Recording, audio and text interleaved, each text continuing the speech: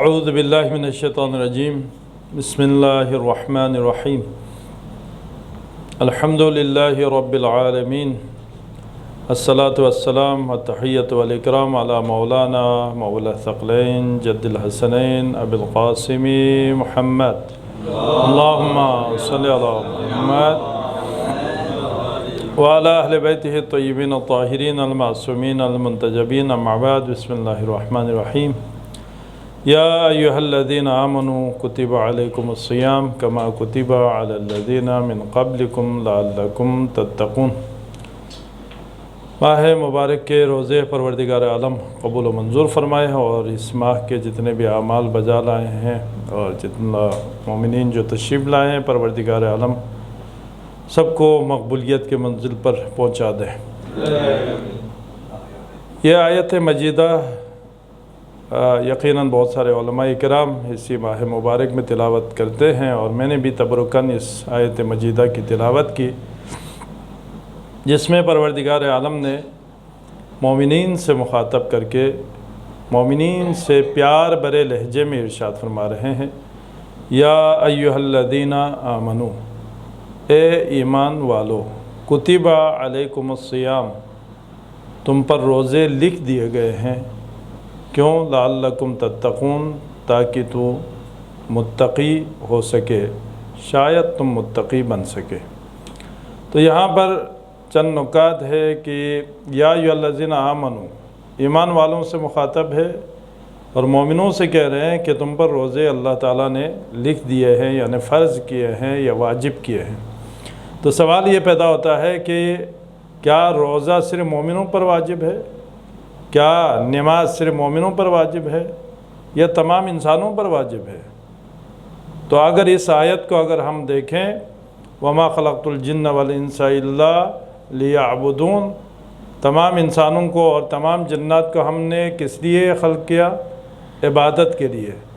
تو عبادتوں میں سے ایک عبادت روزہ ہے۔ تو جب عبادتوں میں سے ایک عبادت روزہ ہے تو تمام انسانوں کے لیے واجب ہے یا صرف مومنوں کے لیے؟ جب عبادت کے لیے انسان کو خلق کیا ہے تو پھر تمام انسانوں پر روزہ بھی فرض ہے۔ اور اسی طرح نماز عبادتوں میں سے ایک عبادت ہے، تو کیا صرف مومنوں پر واجب ہے یا تمام انسانوں پر واجب ہے؟ تو یقیناً ایسا ہے کہ تمام انسانوں پر واجب ہے، اس لیے کہ انسان کو عبادت کے لیے ہی خلق کیا گیا ہے، لہٰذا خلقت انسان کا مقصد ہی عبادت ہے۔ تو یہ روزہ بھی تمام انسانوں پر واجب ہے، لیکن اس آیت مجیدہ میں صرف مومنوں سے مخاطب کیوں ہے؟ پہلی بات تو یہ ہے کہ عبادت، جب انسان عبادت کے لیے ہی خلق کیا گیا ہے تو پھر اگر ایک لمحہ عبادت سے اگر ہم ہٹ گیا تو گویا کہ ہم مقصدیت سے ہٹ گیا۔ 2 گھنٹے اگر ہم عبادت سے دور ہو گئے تو 2 گھنٹے ہم مقصد سے ہٹ گیا۔ یہ موبائل جس مقصد کے لیے اللہ نے، جس انسان نے اسے بنایا ہے، کیوں بنایا؟ اس لیے کہ اس کے ذریعے سے ہم دوسرے بندے سے کمیونیکیٹ کر سکے، دوسرے سے بات چیت کر سکے۔ اگر یہ موبائل 2 گھنٹے کام کرنا چھوڑ دیں گے، 4 گھنٹے اگر یہ کام کرنا چھوڑ دیں تو آپ اس موبائل کو سنبھال کے رکھیں گے؟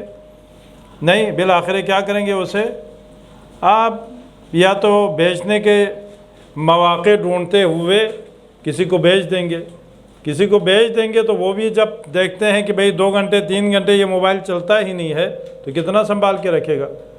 جتنا بھی اچھا ہو، لیکن بالآخر اسے کچرے میں جانا ہے، اور جب کچرے کا ڈھیر ہو جائے، کچرا زیادہ ہو جائے تو پھر آخر میں کیا کیا جاتا ہے؟ اس کو آگ لگا دی جاتی ہے۔ کیوں؟ اس لیے کہ یہ موبائل مقصدیت سے دور ہوتا گیا تو اس کا مقدر کیا بنا کہ اسے ڈسٹرائے کیا جائے گا اور اسے جلا دیا جائے گا۔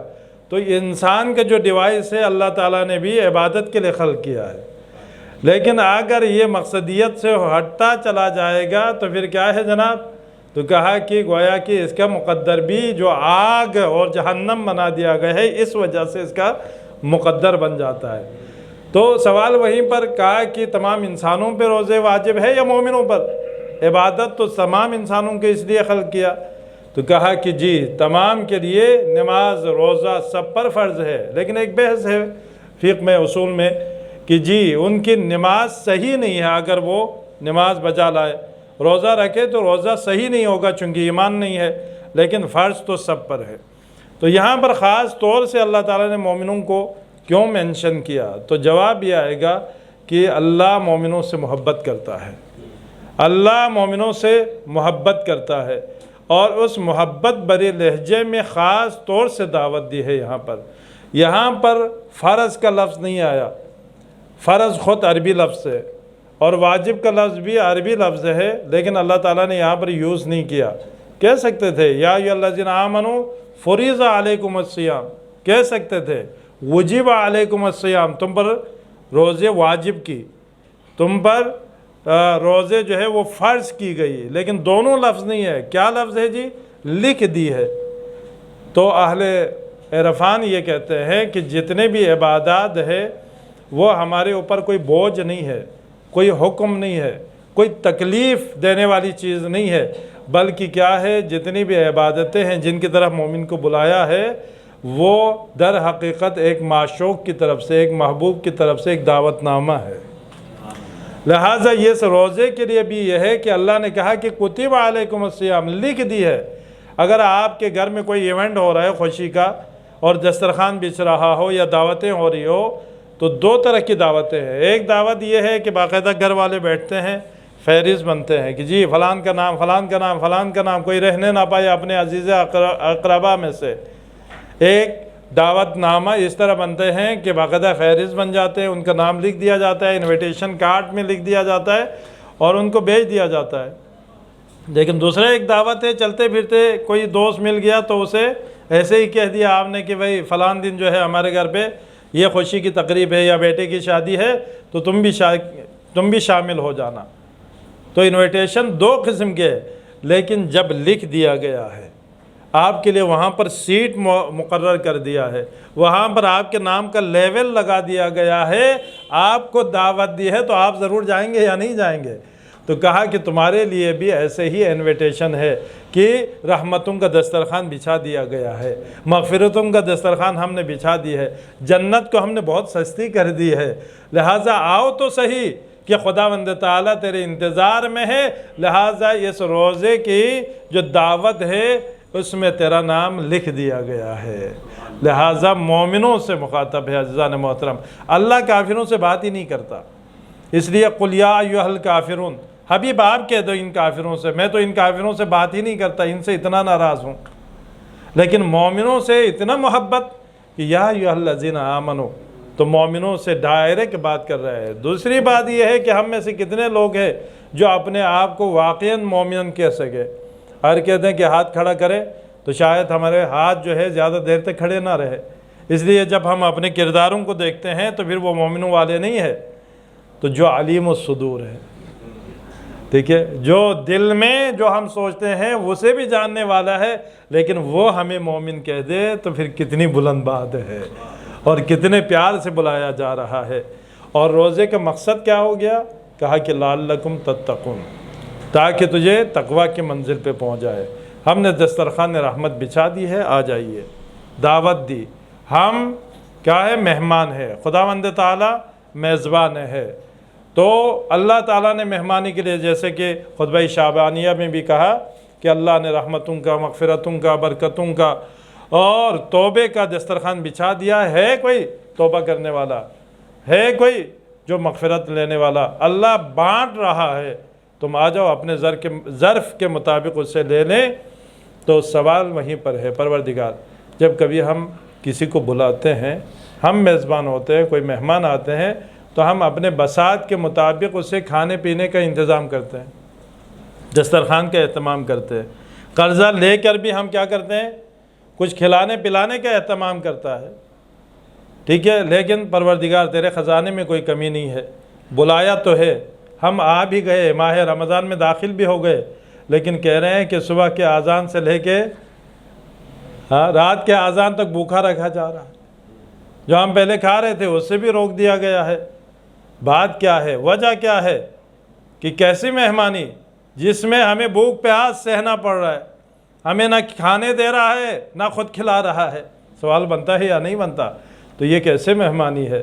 تو پروردگار عالم نے قرآن مجید میں ارشاد فرمایا کہ اب تک جو نعمتیں تم کھا رہے تھے پی رہے تھے اس کے سٹینڈرڈ تجھے پتہ ہے کہ تم کیا کھا رہے تھے؟ جسے تم نعمت عظمیٰ سمجھ رہے تھے تو وہ نعمت کیا ہے معلوم ہے؟ وہ تمام مٹی سے ہے۔ مٹی سے، مٹی پس ہے یا بلند ہے؟ نہایت ہی پس ہے، مٹی سے پس کوئی چیز نہیں۔ لیکن جو تم کھا رہے ہو، سبزی کھا رہے ہو، تو اس کی بنیادیں کہاں پر ہے؟ اسی مٹی میں۔ گوشت کھا رہے ہو تو وہی جانور کیا کھا رہے ہیں؟ سبزیاں کھا رہے ہیں، اسی سے گوشت پیدا ہو رہے ہیں، دوبارہ سے اسی مٹی کی طرف۔ تو اس کا پورا سل کر جو ہے تمہارے جسم کے لیے جو چیزیں چاہیے ہوتی ہے وہ تمام کے تمام مٹی سے۔ پانی کا پورا اگر آپ دیکھیں تو وہ تمام کے تمام کیا ہے؟ اسی زمین سے، اسی مٹی سے۔ لہٰذا تم بہت پس چیز کھا رہے ہو۔ تم سے بلند چیزیں تو جانور کھا رہے ہیں۔ تمہیں تو گوشت پکا کے کھانا پڑ رہا ہے، لیکن شیر کے لیے فریش گوشت جس میں وٹامن سے بھرپور۔ اور اسی طرح اگر آپ شہد کی مکھی کو دیکھیں تو جوس بنا کے اگر آپ کریں تب بھی ایک سرکل سے آپ کو گزرنا پڑتا ہے، پھر جوس بنتا ہے۔ جبکہ شہد کی مکھی کے لیے ڈائریکٹ اسی پھولوں کا جو ہے رس، لہٰذا کون سا بہتر؟ تو کہا تم سے سٹینڈرڈ، تم سے اچھا تو گویا کہ جانور کھا رہے ہیں، جسے تم نعمت عظیم سمجھ رہے تھے، جسے تم جو ہے اپنے مہمانوں کو کھلا رہے تھے، لیکن وہ تو بہت پست ہو گئی۔ اور کتنی پست ہے؟ تو پروردگار عالم نے ارشاد فرمایا، کہا کہ کلو وراعوا انعامکم، کہا کہ یہ جتنے بھی ہم نے بنائے ہیں نا نعمتیں، یہ سب تم کھاؤ اور اپنے جانوروں کو بھی کھلاؤ۔ تو ایک دسترخوان جو بچھایا ہے اس دنیا میں نعمتوں کا، ثمرات کا، سبزیوں کا، تو ایک دسترخوان پہ کون کون بیٹھا ہوا ہے؟ ایک ہم بیٹھے ہوئے ہیں، تو ہمارے ساتھ ساتھ کون بیٹھے ہوئے؟ جانور بھی بیٹھے ہوئے ہیں۔ ایک ہی دسترخوان پہ ہم بھی کھا رہے ہیں اور گدھا بھی اسی پہ بیٹھا ہوا ہے۔ ہم بھی کھا رہے ہیں، گوشت کھا رہے ہیں، تو وہاں پر کتا بھی بیٹھا ہوا ہے۔ تو کہا کہ یہاں پر جو تم سمجھ رہے تھے، جو مہمانی اس دنیا میں ہو رہی ہے، جتنے چیزیں خلق کی ہے کھانے پینے کی، وہ تمام تمہارے لیے بھی ہے اور جانوروں کے لیے بھی ہے۔ اگر آپ کوئی آ جائے عظیم مہمان اور اسے آپ یہ کہہ دیں کہ جی آپ بھی کھائیں اور گدھے کو بھی کھلا دیں، تو وہ کتنا ناراض ہو جائے گا۔ تو کہا کہ اب تک ایسا ہی ہوتا رہا ہے، تم پس غذا کھا رہے ہو، جانوروں کے برابر بیٹھ کے کھا رہے ہو جو نعمتیں ہیں، لیکن ہم یہ چاہتے ہیں کہ تجھے بلند کر دے۔ تو کہا کہ جب بلند کرے تو کیا کریں؟ تو کہا روزہ رکھیں۔ تو کہا روزہ رکھنے سے کیا ہوگا؟ تو انشاءاللہ سے تقویٰ کے منزل پہ پہنچے گا۔ تو کہا کہ جب تقویٰ کے منزل پہ پہنچ جائے تو پھر کیا ہوگا؟ تو کہا ان اکرمکم عند اللہ اتقاکم، اللہ کے ہاں معزز وہ ہے، اللہ کے ہاں کرامت والا وہ ہے، باعزت وہ ہے جو تقویٰ اختیار کرتا ہے۔ لہٰذا اب اس دسترخوان سے تم بلند ہو گئے ہو، بالا ہو گئے ہو، لہٰذا بلندی پہ جانے کے لیے کچھ پستی کی چیزوں کو ہمیں چھوڑنا پڑے گا۔ اور بلندی پہ چڑھ رہے ہو، اگر بوجھ لے کے چڑھو گے تو پھر چڑھ نہیں پاؤ گے۔ لہٰذا اللہ چاہ رہا ہے کہ پستی کی چیزوں کو چھوڑ دے تاکہ تجھے بلند و بالا کرے۔ درود پڑھے محمد و آل محمد پر، اللہم صلی علی۔ تو کہا کہ پروردگارہ جب تقویٰ کے منزل پہ پہنچ جائیں گے تو پھر کیا ہو جائے گا؟ ہم بلند و بالا ہو جائیں گے۔ جب بلند و بالا ہو جائیں، تقویٰ کے منزل پہ آ جائے گا تو پھر کیا ہوگا؟ تو کہا کہ جب تم بلندی کے مقام پہ آ جائیں گے تو پھر ایک مقام ایسا آئے گا کہ کہا کہ تمہاری، جب تم تقویٰ کے منزل پہ آ جائے گا تو کہا کہ ایک منزل ایسا آ جائے گا کہ تمہاری ہر چیز کا خریدار میں بن جاؤں گا، ہر چیز کا خریدار پروردگار عالم بن جائیں گے۔ تقویٰ کی منزل پہ جب تک نہیں پہنچیں گے اللہ خریدار نہیں ہے، جب تقویٰ کے منزل پہ آ جائے تو پھر خریدار رب بن جائیں گے۔ جیسا کہ مولا آقا حضرت امام جعفر صادق علیہ السلام کا اللہم صلی علی۔ آپ مسجد نبوی سے باہر نکلے تو دیکھا کہ ایک شخص ایسا ہے کہ زاہدانہ رویہ اختیار کیے ہوئے ہیں اور اس کے روپ میں ہے، ہاتھ میں تسبیح ہے، لب ذکر و تسبیح سے ہل رہے ہیں، ایک جامہ اپنے تن پہ ڈالے ہوئے ہیں، اور چلتے چلتے امام پیچھے پیچھے یہ آگے بڑھتے گئے، ایک فروٹ والے کے پاس پہنچے، اسے تبلیغ کرنا شروع کر دیا اور 2 پھل اٹھائے اور اپنے جامے میں ڈال دیا، چھپا دیا، چل پڑے۔ جب امام نے دیکھا تو پھر امام پر امر بالمعروف نہی عن المنکر واجب ہو گیا، چونکہ غلط کام کرتے ہوئے دیکھیں تو پھر کیا کریں کہ امر بالمعروف واجب ہے، لیکن امام ہدایت کے لیے آیا ہے۔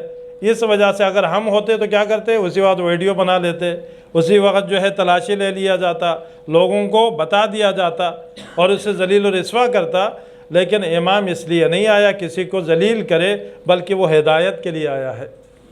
لہٰذا آبرو کے حفاظت میں آپ چلتے ہیں کہ جہاں پر کوئی نہ ہو وہاں پر جا کے اس کی تبلیغ کرے، لیکن آگے گئے نونوائی سے 2 نان 2 روٹیاں جو ہے اس کو باتوں میں لگا کے اٹھا لیا، پھر آگے بڑے، فقراء مساکین وہاں پر رہ رہے تھے، سب میں تقسیم کر دیا۔ تو پھر امام نے اس سے کہا کہ میں تو سمجھ رہا تھا کہ تو محتاج ہے، لیکن تم نے وہاں سے 2 پھل لیے، یہاں سے 2 روٹیاں لیے اور لا کے فقراء میں تقسیم کر دیا، ایسا کیوں کیا؟ تو اس نے کہا کہ آپ نے قرآن نہیں پڑھا؟ کہا کہ قرآن پڑھا ہوا۔ تو کہا کہ جہاں پر قرآن میں آیا ہے کہ من جاء بالحسنۃ فلہ عشر امثالھا، جو ایک نیکی لے آ جائے تو ہم اس کے بدلے میں 10 دیتے ہیں، تو میں نے 2 کام یہاں پر لا کے پھل کو بھی بانٹ دیا، روٹی بھی باندھ دی، تو 2 نیک عمل بجا لائے یا نہیں؟ تو کتنے ہو گئے جی؟ 1 کا 10 تو 2 ہو گئے تو 20 حسنے ہو گئے۔ لیکن اسی قرآن میں ہے جس نے سیئہ بجا لایا، گناہ بجا لایا، تو وہی اسی کے مثل ہے۔ تو 2 میں نے گناہ انجام دیے تو کتنے ہو گئے؟ 2 ہو گئے۔ تو 20 میں سے 2 مائنس کر دیا تو کتنے ہو گئے؟ کہا 18 بچ گئے۔ میں نے کچھ خرچ کیا بھی نہیں، لیکن اس کے باوجود میرے خزانے میں، میرے نامہ اعمال میں 18 حسنات کا اضافہ ہو گیا، جبکہ میرے جیب سے کچھ نہیں گیا۔ تو اس وقت مولا و آقا نے کہا کیا اسی قرآن میں تم نے یہ نہیں پڑھا؟ انما یتقبل اللہ من المتقین، اللہ صرف متقیوں سے اعمال کو قبول کرتا ہے۔ آیا تیرا کام جو ہے، جو فعل ہے، کیا متقیوں والا ہے؟ اگر متقیوں والا نہیں ہے تو پھر اللہ قبول نہیں کرتا۔ اگر کم عمل ہی کیوں نہ ہو، مولا کائنات ارشاد فرماتے ہیں، کہا کہ اگر کم عمل ہی کیوں نہ ہو، تقوی کے بنیاد پر ہو، تو پھر خداوند تعالیٰ کیا ہے، اس سے قبول کر لے، تو پھر وہ کم عمل کیسے ہوا؟ ٹھیک ہے، اگر وہ تقوی کے منزل پہ نہیں ہے تو پھر شتر مرغ بھی کھلائیں گے تو پھر کیا ہو جائے گا جی؟ وہ اللہ قبول نہیں کرتا۔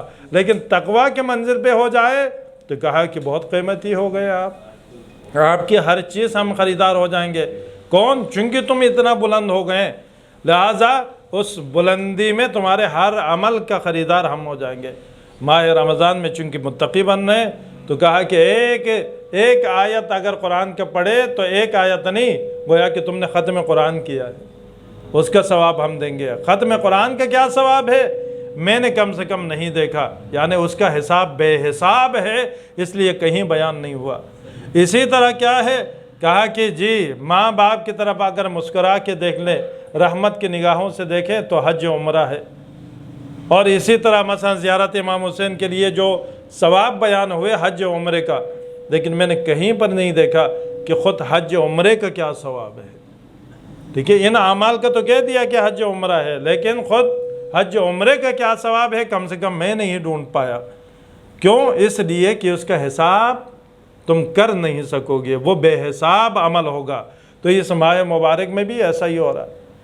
جنت کتنی مہنگی ہے، لیکن اس ماہ میں اتنی سستی کر دی، اس لیے کہ تم تقوی کے منزل پہ آ گئے۔ 1 کھجور دے دو، کہا کہ 1 کھجور بھی نہیں دے سکتے، تو آدھے کھجور میں افطار کرائیں گے تو میں جنت دے دوں گا۔ کیوں؟ اس لیے کہ تم متقی ہو گئے۔ 1 آیت پڑھ لیں تو کل قرآن کا ثواب دے دوں گا۔ کیوں؟ اس لیے کہ متقی ہو گئے۔ کہ بھئی وہ اعمال تو اپنی جگہ پر، اگر 1 رات اگر جس طرح ہم چاہتے ہیں ویسے گزارے تو تم نے 1 رات نہیں گزاری بلکہ 80 سال گزارے۔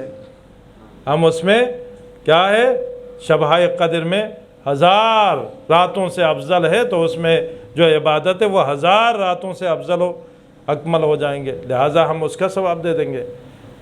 تو یہ تمام اعمال کیوں قبول کر رہے ہیں؟ اس لیے کہ تم متقی کے منزل پہ آ گئے۔ جب تقویٰ کے منزل پہ آ گئے خدا خریدار ہے۔ یہ تو ہو گئے اعمال۔ فقہ میں اصول میں ہم کہتے ہیں کہ جی عبادت کے لیے امتثال امر مولا، نیت ہونی چاہیے کہ جو میں عمل بجا لا رہا ہوں خدا کی خوشنودی کے لیے، خدا سے قربت کے لیے، تو نیت کر کے آپ کو انجام دینا پڑے گا۔ لیکن اللہ نے کہا کہ جو نیت کر کے کرو گے وہ تو میں قبول کر ہی لوں گا، اس کا کم سے کم 10 دوں گا، اور پھر کتنا ہے وہ بے حساب دے دوں گا۔ لیکن جو بے اختیاری عمل ہے وہ بھی میں قبول کروں گا، وہ بھی عبادت میں شمار کروں گا۔ نہیں، عبادت میں شمار نہیں، اس کا بھی میں خریدار ہو جاؤں گا۔ کہا کہ بے اختیاری عمل کیا ہے؟ کہا کہ ایک نیند ہے جس کا انسان پہ کوئی اختیار نہیں ہے، سولی پہ بھی آ جاتی ہے، انسان کا کوئی اختیار نہیں ہے۔ کیا آپ نیت کر کے سوتے ہیں کہ میں 2 گھنٹے سوتا ہوں قربتاً الی اللہ؟ نہیں، نیند آ جاتی ہے اور سو پڑتے ہیں کہ انسان کا نیند پر اختیار نہیں ہے۔ لیکن اللہ نے کہا کہ جس پہ تیرا اختیار نہیں ہے، جس میں نیت بھی نہیں ہے، تو میں اس کا بھی خریدار ہو جاؤں گا۔ تیرا سونا بھی سونے کے بہاؤ میں لے لوں گا، اس لیے کہ ماہ رمضان میں سونا بھی عبادت قرار دیا، جبکہ یہ انسان کے اختیاری عمل نہیں ہے، لیکن ہم اسے عبادت قرار دیں گے۔ سانسوں پر آیا تیرا کنٹرول ہے؟ نیت کر کے سانس نکالتے ہیں، سانس لیتے ہیں، کہا کہ نہیں، تمہاری مجبوری ہے، تمہارے حیات اسی پر ہے، تم نیت کر کے سانس نہیں لیتے، لہٰذا تمہاری سانس جو آ رہی ہے جا رہی ہے اسے بھی ہم خریدار ہو جائیں گے، ہم خرید لیں گے۔ کہا کہ کیسے خریدار؟ تو کہا کہ جو سانس تم لے رہے ہو ہم تسبیح کی صورت میں لکھ رہے ہیں۔ کیوں ایسا کر رہے ہیں؟ کہا کہ اس لیے کہ تم باعزت ہو گئے، تم بلند ہو گئے ہو، تم تقویٰ کے منزل پہ آ گئے ہو۔ جب تقویٰ کے منزل پر آ گئے ہیں تو کیا ہو گیا؟ کہا کہ ہم اب تمہارے ہر عمل کو ہم قبول کرتے ہیں اور تمہارے ہر عمل کو عمل کا خریدار ہم بن جاتے ہیں۔ درود پڑھے محمد و آل محمد پر، اللہم صلی اللہ۔ تو عزیزان محترم، جب خریدار بن جائے تو پھر کیا ہوگا؟ تو کہا کہ صرف وہیں پر نہیں رکھیں گے، بلکہ ہم تجھے اور آگے بڑھائیں گے، اس سے بھی آگے بلند لے جائیں گے۔ تو کہا کہ کہاں پر لے جائیں گے؟ کہا کہ وَاتَّقُوا اللَّهَ وَيُعَلِّمُكُمُ اللَّهُ۔ جب تم تقویٰ کے منزل پہ آ جائیں گے تو ہم چھوڑیں گے نہیں، بلکہ تمہارے لیے ہم اب ٹیوشن کا اہتمام کریں گے، چونکہ علم سے بڑھ کر اس کائنات میں کوئی رزق نہیں ہے، علم سے بڑھ کے کوئی فضیلت نہیں ہے، لیکن ہم چاہتے ہیں یہ فضیلت تجھے دیتا رہے۔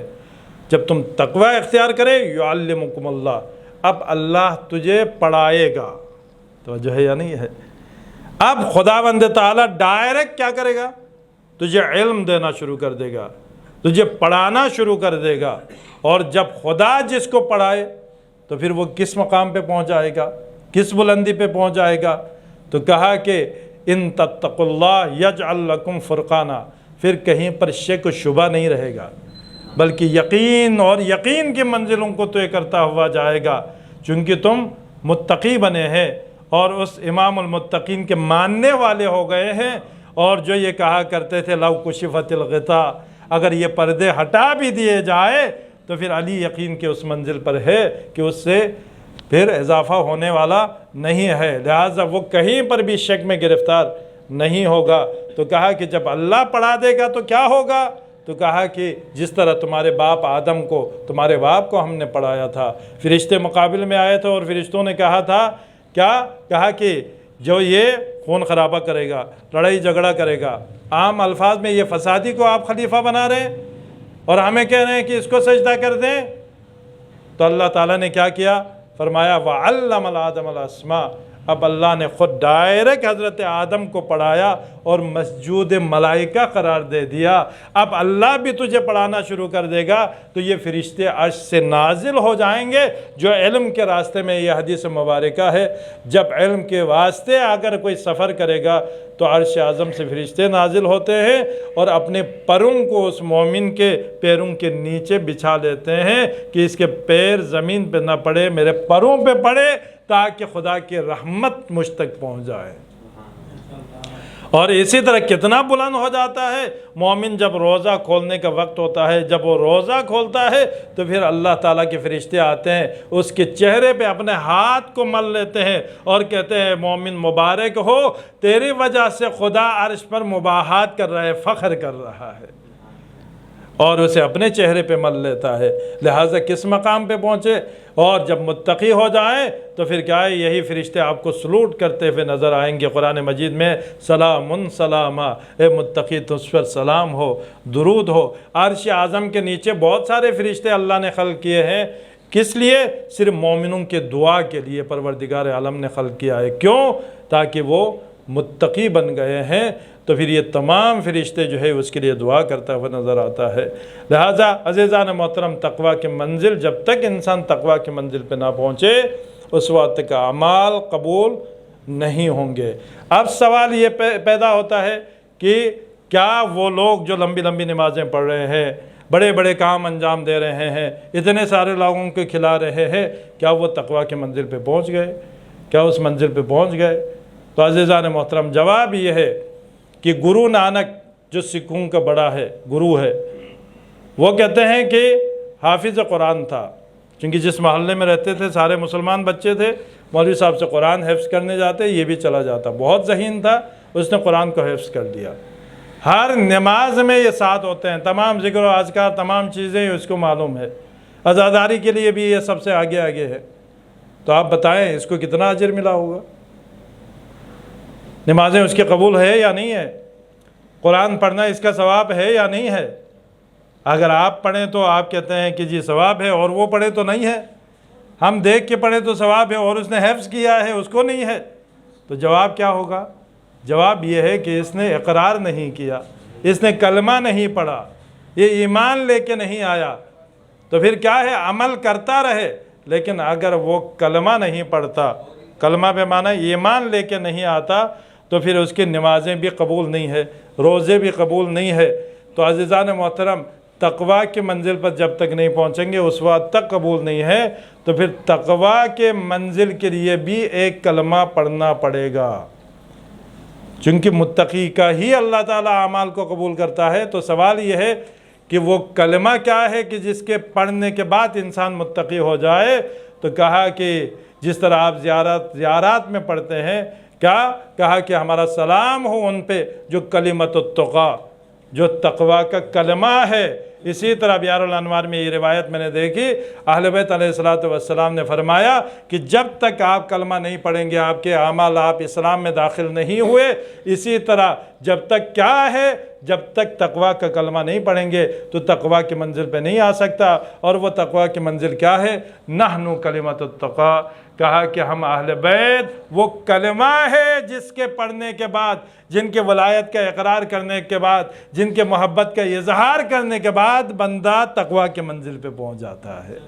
اگر ہمارا اقرار نہیں ہے، ہماری محبت کسی کے دل میں نہیں ہے، تو پھر وہ کبھی بھی تقویٰ کے منزل پہ نہیں پہنچ سکتا۔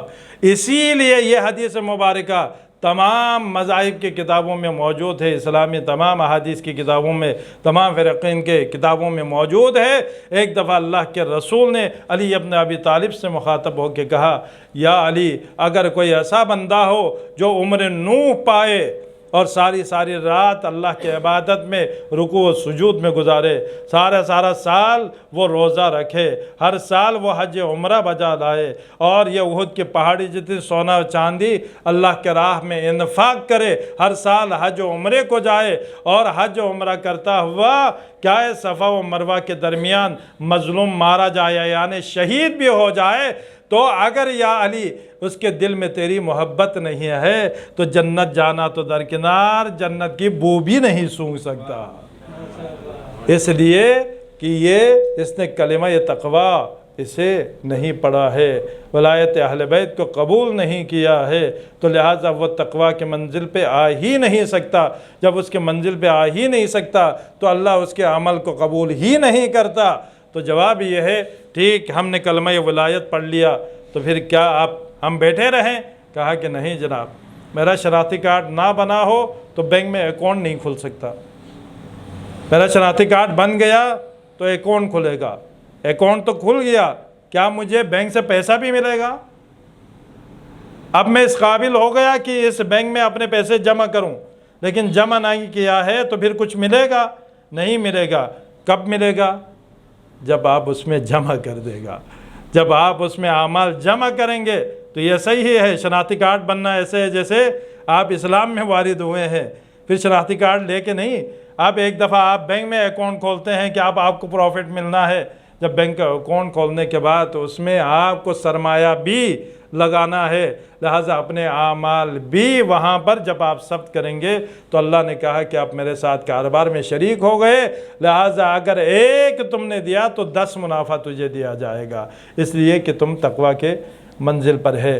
آج کی جو شب ہے عزیزان محترم، جس طرح سے محبت اہل بیت کی جو خصوصیت ہے وہ یہ ہے، جو ہماری نماز ہے وہ جسم ہے، روزہ ایک جسم کے مانند ہے، لیکن اگر اس میں روح نہ ہو، انسان کا جسم ہے اگر اس میں روح نہ ہو تو پھر اسے رکھنے کے قابل نہیں ہے، اسے کچرے کے ڈھیر میں پھینکا جائے گا، منو مٹی تلے اسے دبا دیا جائے گا، اس کے بدبو سے کوئی بیزار نہ ہو جائے۔ تو وہ نماز اور روزہ بھی ایسے ہی ہے، اگر اس میں روح ولایت نہیں ہے، روح محبت اہل بیت نہیں ہے تو وہ نماز خدا کو قبول نہیں ہے، اس لیے کہ اہل بیت کی محبت، اہل بیت کی ولایت جو ہے وہ عبادت کی روح ہے، جسے خداوند تعالیٰ اس روح کے ساتھ قبول فرماتا ہے، لہٰذا یہ محبت تمام عبادتوں کی روح ہے۔ تو جہاں پر اہل بیت کی محبت ہے وہاں پر جناب خدیجۃ الکبریٰ کی محبت کی بھی اعلان ہے۔ رسول اللہ ایک ام المومنین فرماتی ہیں کہ کوئی دن کوئی رات ایسا نہیں گزرتا تھا کہ رسول اللہ جناب خدیجہ کو یاد نہ کرتے ہوں، ان سے محبت کا اظہار نہ کرتے ہوں، اسلام کو کہیں پر فتح نصیب ہو جائے تو جناب خدیجہ کو یاد کرتے تھے، اے خدیجہ یہ تمام فتح و نصرت یہ تمہارے احسان کا بدلہ ہے، جہاں پر اسلام کو کامیابی ملے تو جناب خدیجہ کو یاد کرے۔ حتیٰ کہ فتح مکہ میں بھی کیا ہوا؟ مکہ فتح ہو گیا، وہ مشرکین جو قتل کرنے کے لیے آئے تھے، قتل کرنے کے لیے جمع بھی ہونے کی ہمت کب ہوئی؟ جب جناب ابو طالب اور جناب خدیجہ اب دنیا میں نہیں رہے، کیا کیا ظلم و ستم نہیں ہوئے؟